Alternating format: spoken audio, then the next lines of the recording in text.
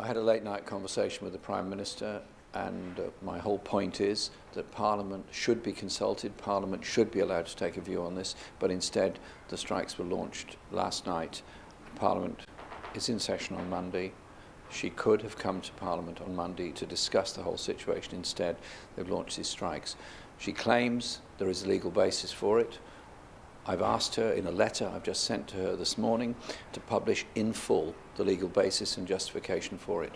And also, why she hasn't heeded the words of Antonio Guterres, the General Secretary of the United Nations, who wanted the strikes to be stopped, who wanted the UN Charter to be observed, and give time for the OPCW to do its inspection of the chemical weapons in Syria, and also to work again to get a ceasefire in Syria, that no more people are killed in this ghastly civil war in Syria.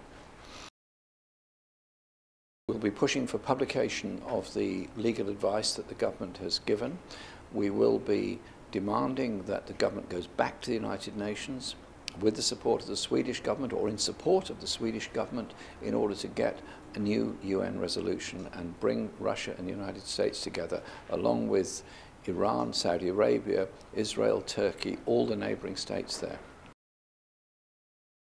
Well, the consequences of any country taking unilateral and action that has no legal basis are that it's an encouragement for others to do exactly the same, and reduces our ability to complain when others do that.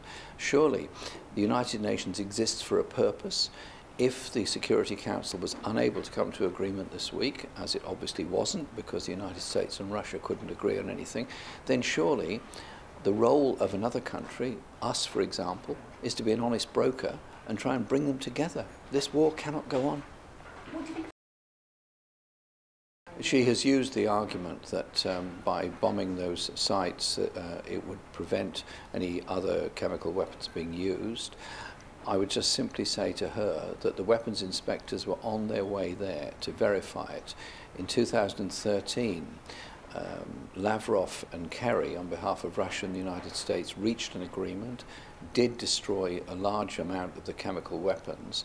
There is precedent that this process can work, and surely it would have been better to do that than start bombing, and goodness knows what the consequences of that bombing could be.